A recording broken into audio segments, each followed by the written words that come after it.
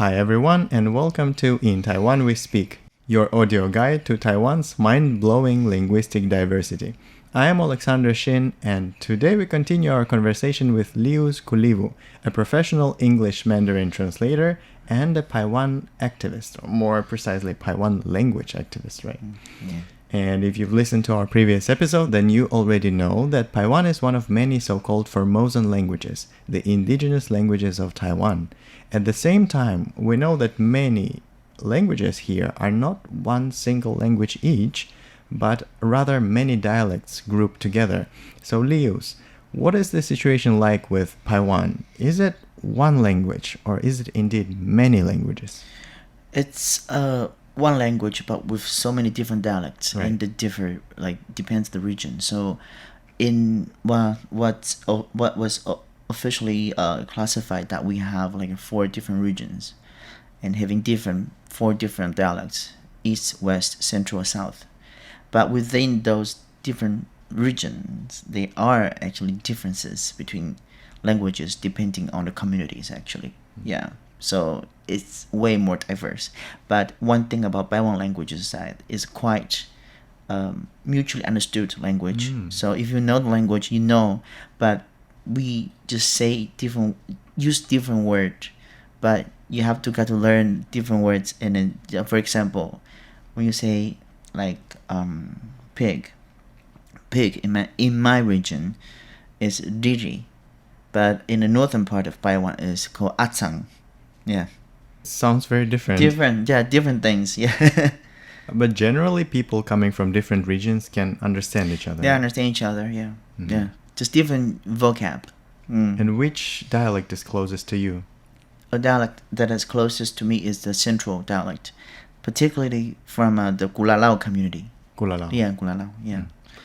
And in the first episode, you read lyrics of a song for us Yes. by Uchung. Yeah.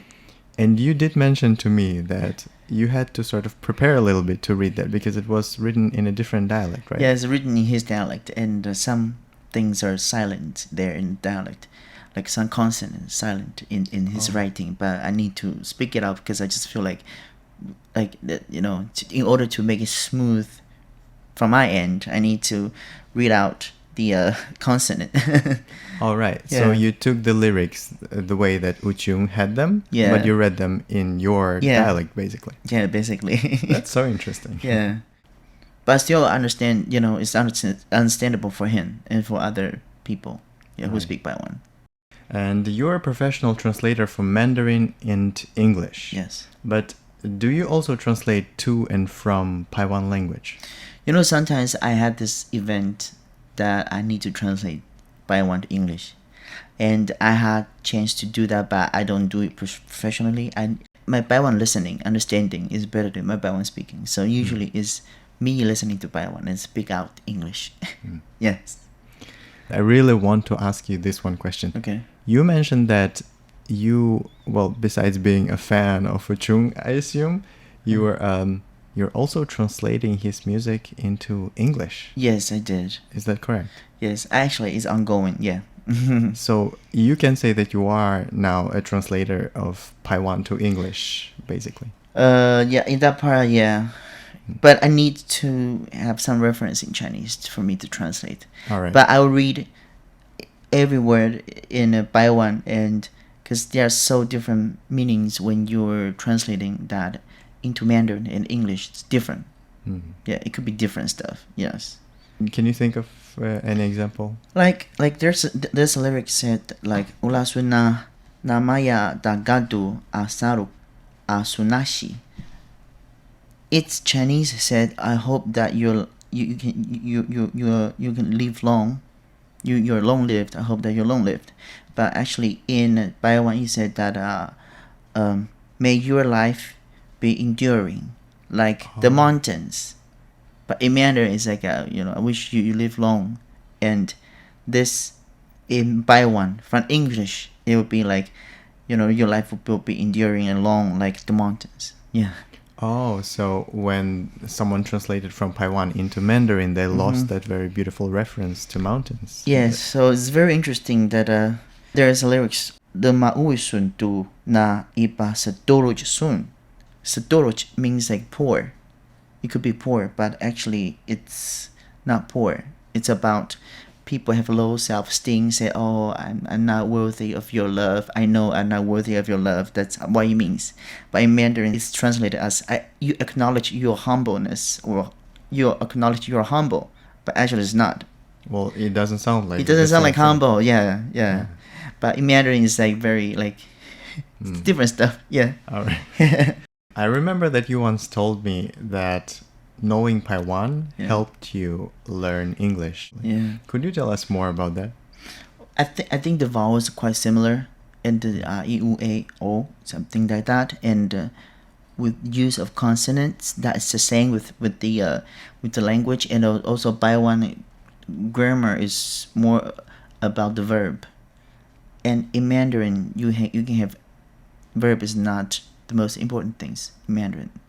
Yeah, so I think that's something to understand, and the pronunciations, consonants, quite similar with English. So I think that helps with my English learning. Like I found that my pronunciation is way better than other Han Taiwanese.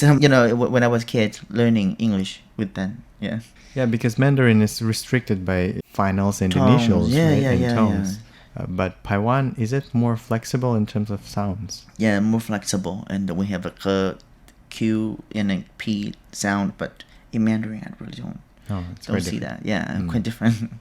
Well, interestingly, although Paiwan is distantly related to other Taiwan's indigenous languages, such as Rukai and Amis, I assume the geographically close ones, but Paiwan is also viewed as a subgroup of its own, right? Yes. So that means that Paiwan actually has some very unique features. Yes. Could you tell us more about some of those unusual features that Paiwan has and perhaps some other languages don't? I think Paiwan is quite heavy on using the prefix and the suffix. Prefixes and suffixes. Yes. Within words. Within words, and in front of the root and behind this. It's very interesting. We'll say if a word, if a term end with an, like an, meaning that's a place. For example, Juskadan meaning the central place. Juvitska, this part is like central, and an is a place. Yeah, it means a place. And when you say lajeng is like vegetable. Bulajeng means like to get vegetable, and bulajengan means a farm. Oh. Yeah. So you add suffixes and prefixes before and after the stem Yeah, to yeah. create new words. New word. Yeah, and to have new meaning, and that's quite heavy on Paiwan. That's very interesting. And also, like, for example, when I say patsun means look. But when I say patsunu, means like I ask you to look. You look. Yeah. And is that all one word? One word. And then when I say patsuni, means like we look. Yeah. Doesn't it mean that some words get very long? Yes. Some words get very long. Some can be very long, and then that's very interesting in Paiwan language. Yeah. Oh, that's interesting indeed. I did actually some research of my own on Paiwan, but please help me to confirm if this is true. Okay. I've read that there's such thing as reduplication of a word root. Oh in yeah, Paiwan language. yeah. To make it like sound like to make it plural. Yeah, like babayan means girl. Babayan is like girls. Yeah. Also, you repeat the same part of the stem twice. Yes. With some modifications. I have this example here. It's Where? from Wikipedia. Okay. Tsemel, meaning grass, and tsemetemel, meaning field. Oh, yes. A place where you can collect some like grass or Right. medicine. Tseme also means medicine. Yeah. Oh, I see. Herbs. That's interesting. Yeah. And also, how about this one? And this one really blew my mind. It says that in Paiwan, there are different pronouns for we, as in us, not you, and we as in both us and you together. Yes, the different stuff. Yeah. That's interesting. what are some unique words that you find in Paiwan language, but that are hard to translate into Mandarin or English? Well, as I said, like family stuff, vuvu. Vuvu can mean grandparents, can mean grandkids. So it depends on how you say it. So also vuvu can be ancestral spirits. It really depends on the context. What context could there be? So it really depends who is talking. So Alright. So okay, the easier way to differentiate vuvu as an elder or as a younger generation. If I'm younger generation, I call you grandpa or grandma. I will say vuvu, and they will call us vuvu. Oh. The spelling is the same. So sometimes you need to know what's going on in the context. Also, some vuvu you can say as ancestral spirits, like all the ancestors that is above me. It's also called vuvu. So it depends on the context. So in the ritual, talking about vuvu, it's always about ancestral spirits.